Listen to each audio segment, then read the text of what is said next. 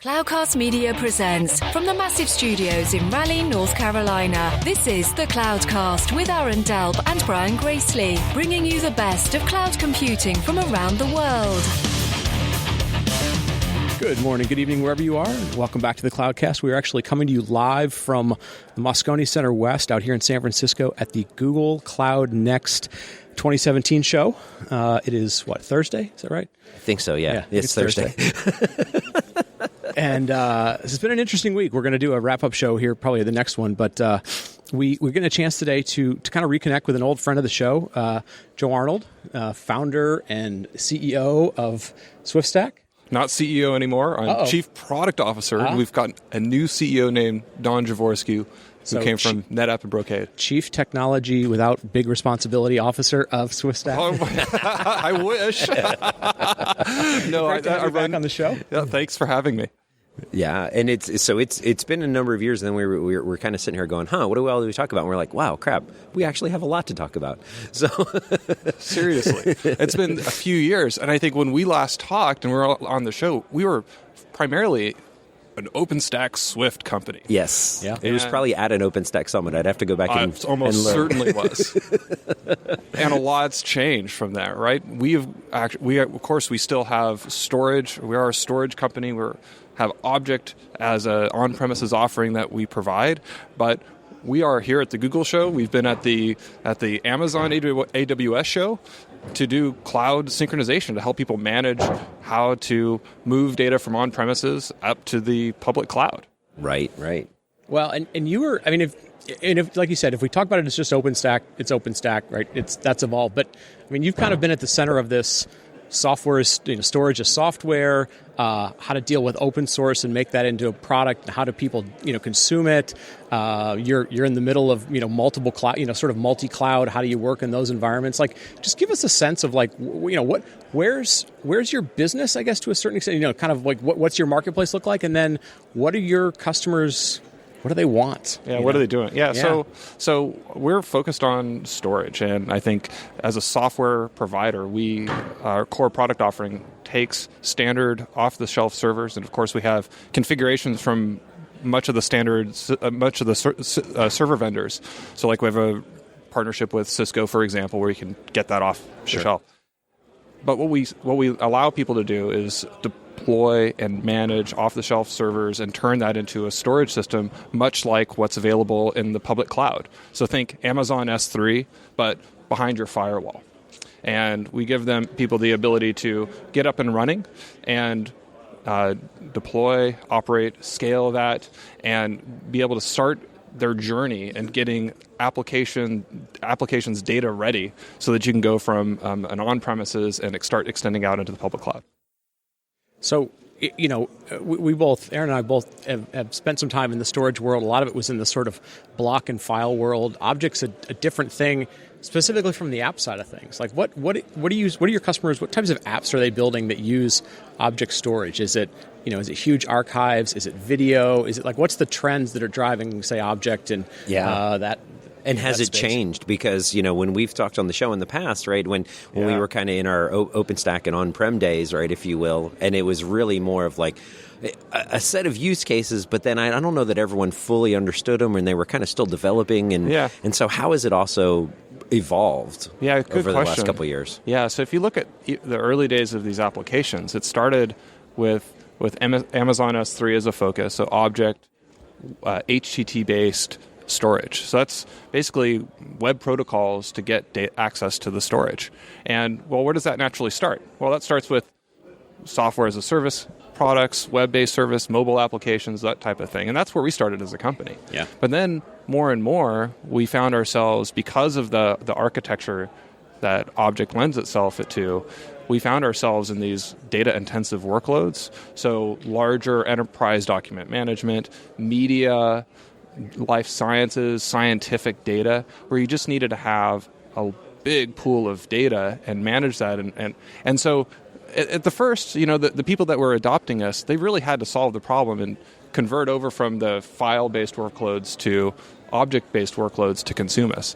And what we've been on the roadmap and what we've been building towards is making that just easier and easier and easier to do on premises. So in the coming months, we'll have some pretty cool announcements. We introduced some technology at a recent OpenStack summit where we talked about having file access for on-premises, but still giving the ability to now have a foot in both worlds, where you can have file for the on-premises, start building the cloud-native applications using the object-based APIs, so that people don't need to go and lift and shift their whole application all at once. Every single component is part of needing to switch everything over to cloud-native type workflows. I think people really need a transition and the ability to move incrementally and pick up a portion of their application and deal with the data and move parts of it over versus trying to convert everything all at once. What do you see? You mentioned a little bit like, hey, we run on top of commodity servers, but at the end of the day, you guys are a software stack. You also can run on top of any of the cloud compute engines, right? What do you see people like? I see a lot like in the platform space and all that. It's like, I want to build an abstraction layer. Do you see that in the storage, kind of in the managing data space as well? They want consistency versus like a native service or something like that? Yeah, I think it starts so much simpler, right? I think that the very first use cases, at least from the enterprise and these large data formats, is they want a second site. Yeah.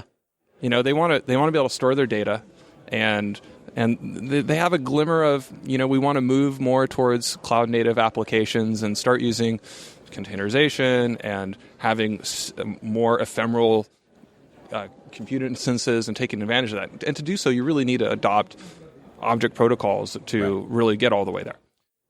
But they have to start somewhere. So start with I'm going to have this on-premise footprint of getting my data, and then I'm just going to synchronize that to an S3 or a Google Cloud Storage. That's just like a super easy place to start. So it becomes like a backup or a DR type. A disaster recovery. Right. And that turns into something later on. That's right. And it's a gateway drug. But no gateway. Yeah. But no gateway. Right. So that's the problem with. So the gateway problem is you put a box on site, and then that gateway is then feeding data into a cloud storage environment in its own format. Right. And when you go and look at, you call up the S3 API command, and you go look at your data, and it's just a bunch of blob of bunch of bits that you can't decipher it. So what we have done is we've made it so that data that's on premises, when it synchronizes up into the public cloud and you go and look at it, it's exactly the same data. It's the same namespace. Right. And so that it gives you the ability to have a namespace that extends out from on-premises to the public cloud. So then that kind of leads to the second thing, so the first adoption is, disaster recovery, moving things over. The next thing is, I can actually now use that data that's up there and actually transact on it. And I don't need to have something special that's running up in the cloud. I can just burst out some cloud workflows. If I'm thinking about adopting Kubernetes or Docker Data Center to encompass both on-premises and public cloud resources, now I can synchronize this data that I need to operate against in both locations for the purposes of running that job. And now it's a little bit more sophisticated in terms of a use case, what people are doing. But you can do things like a video transcoding, where you can break up that job, run on the capacity that you have in on-premises, synchronize part of that data up into the public cloud, burst up what you need to do that job, that transcoding workflow, and you can get it done in much less the time than it would have taken to do it just with the resources at hand. So it just becomes sort of resource management. If I, whatever sort of fits in common times, great, and then you're sort of dealing with peaks and hot days and all those sort of things. And so, like we said early on, we were always talking to you guys about OpenStack, and at one point OpenStack was going to be whatever it was going to be. And nowadays it's like there's still OpenStack, there's Kubernetes, there's the various cloud providers, which you don't really even hear about what the technology is. And has the sort of management of data gotten to the point where it's like, I don't care what's running the compute, I just attach to it. It's just an API. And is it gotten to be so people don't care? Or I think that's when we're looking at where we're going as a company, it is to make it so that applications don't care where they're running. So if they're running in a Kubernetes environment or an OpenStack environment, and they just need to be able to route to the data, and that data needs to be where it needs to be at the right place at the right time. Yeah. And there's all sorts of rules that you can create for where to place storage. But storage has a lot of gravity to it. Especially in these workflows that people are building out with the large data sets. How do you get only what you need where you need it? And how do you get people the flexibility to run in different environments? So if they have a private cloud environment, they should be able to occupy that.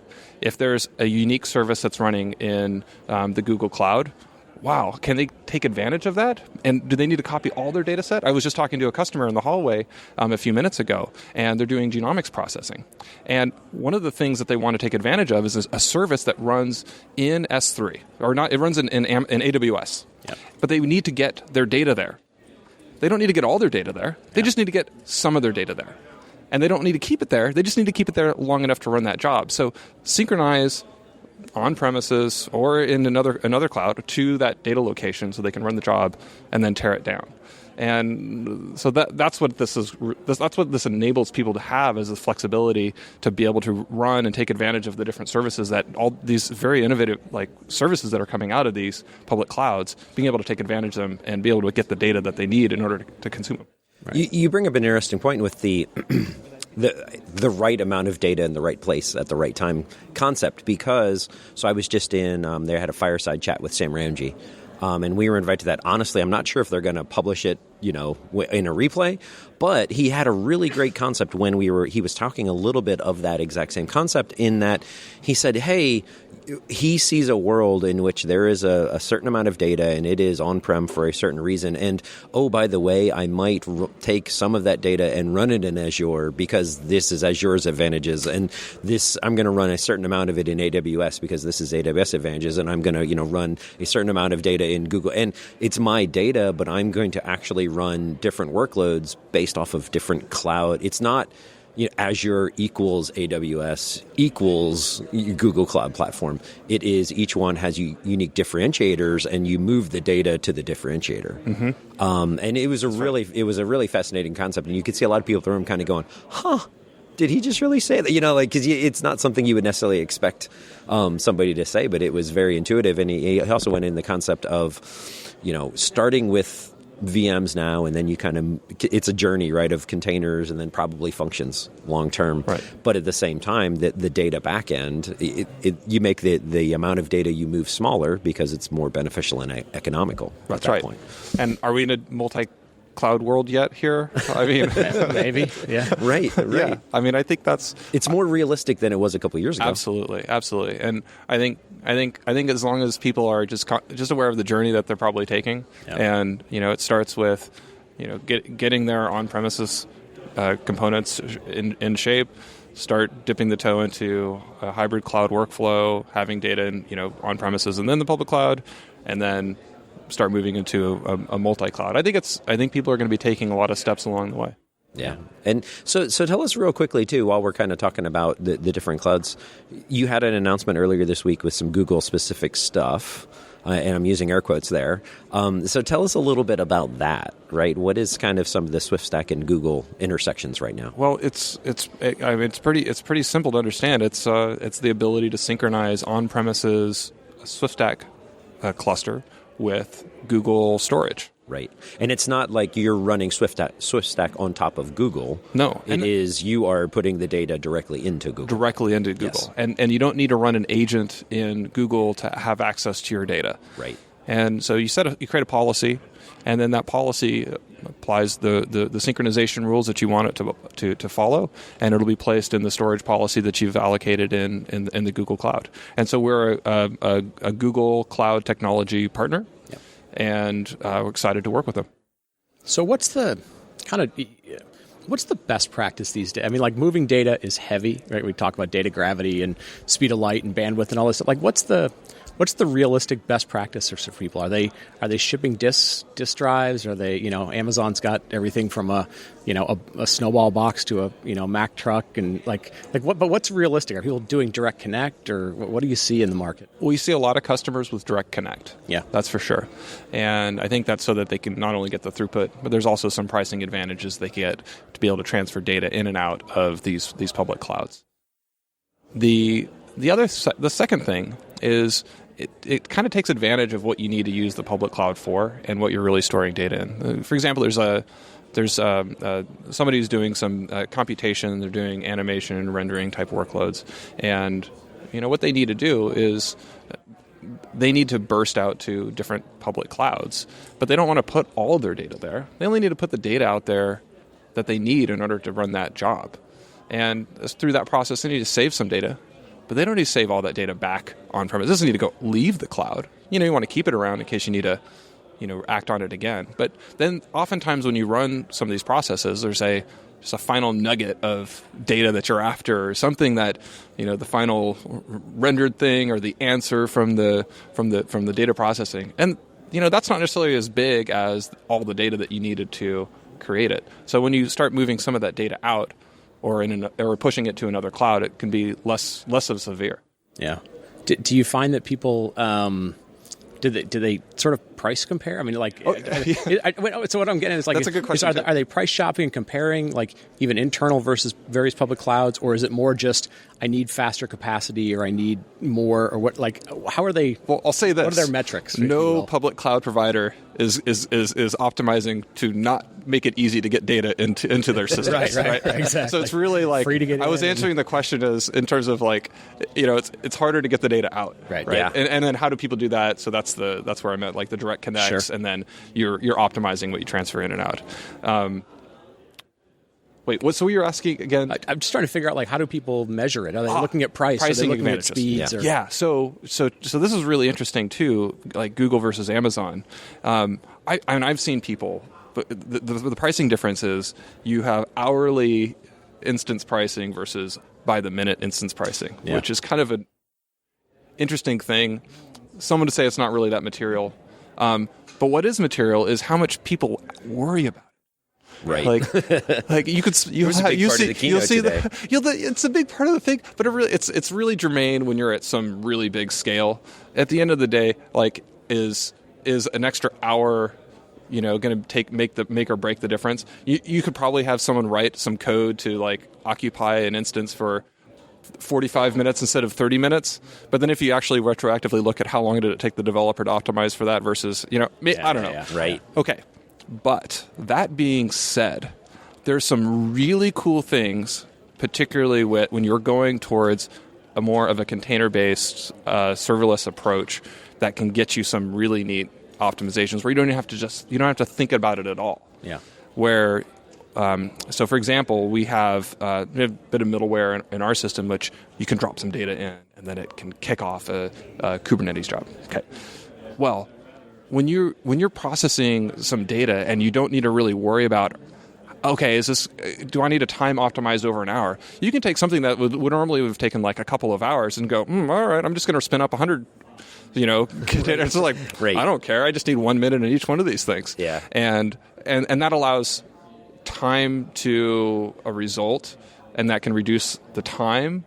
And so I think that's where the advantages come in, not these long-running things, but the ability to integrate some part of the workflow.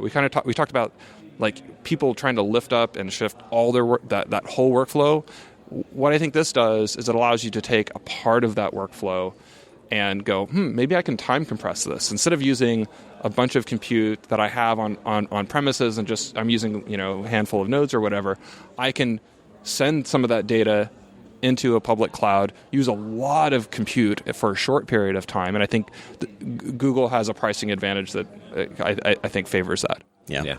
Well, and it goes again to this concept of the kind of multi-cloud and differentiations between the different clouds, and it almost comes okay, if we're going to make an analogy here, it's almost like operating systems, and certain operating systems run the applications the best of okay, let's call Azure the Windows, and then I don't know, AWS the Linux, or you know what I mean?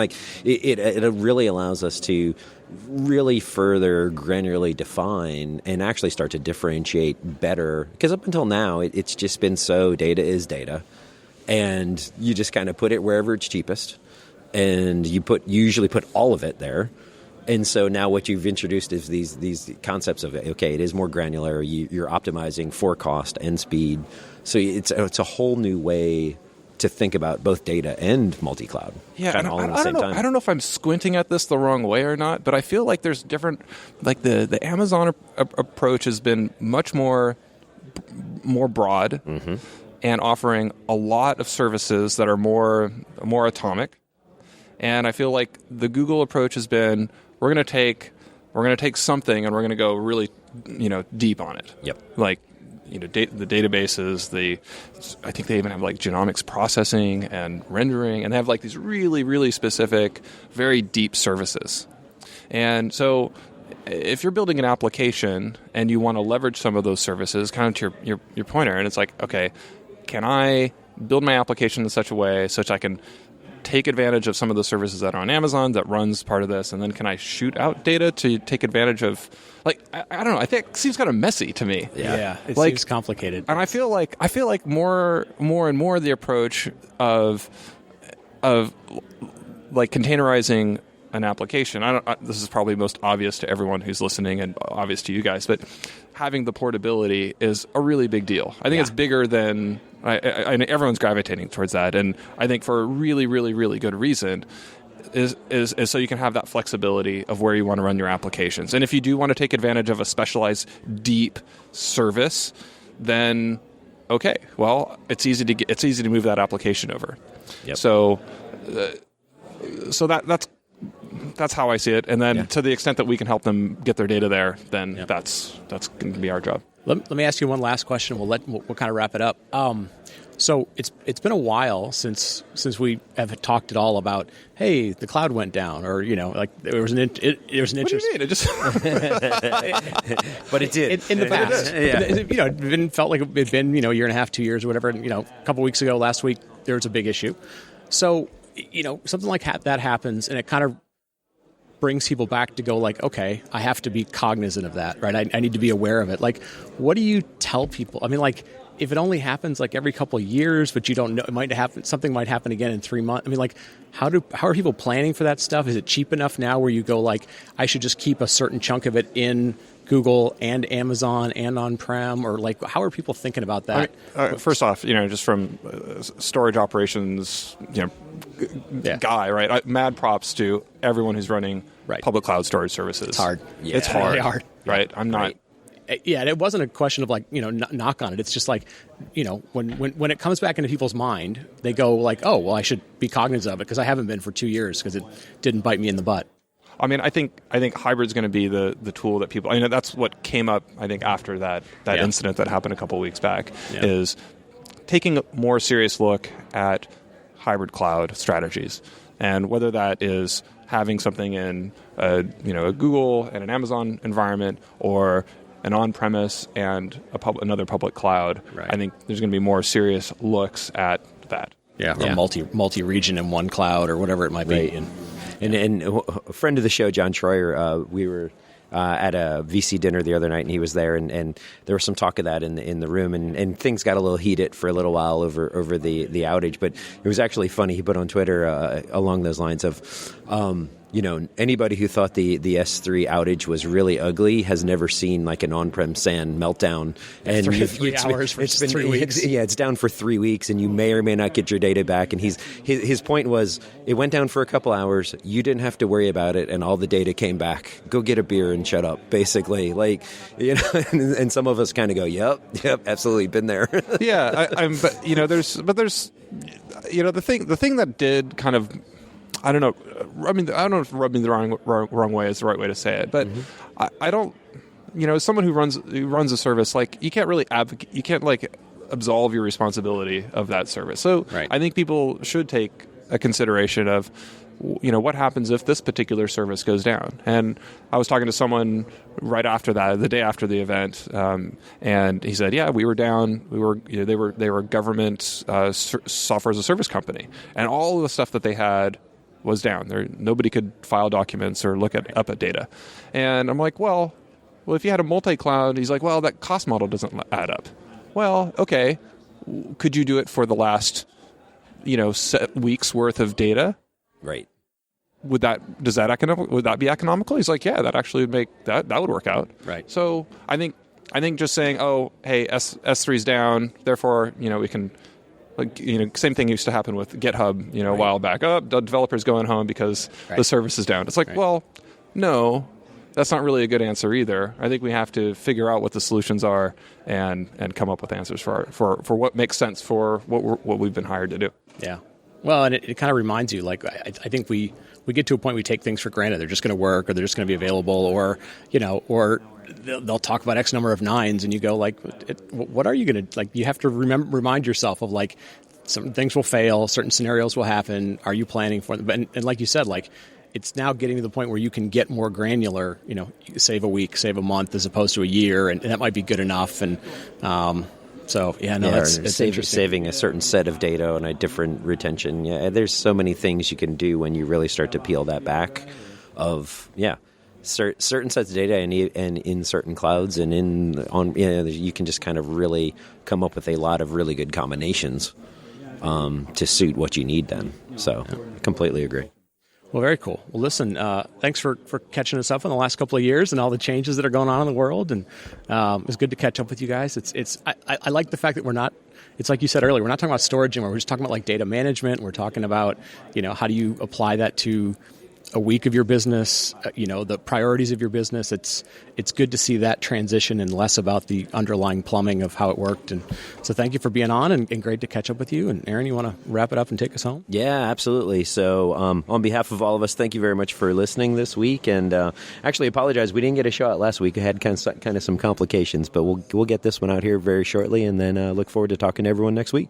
Thank you for listening to the Cloudcast. Please visit thecloudcast.net to find more shows, show notes, videos, and everything social media.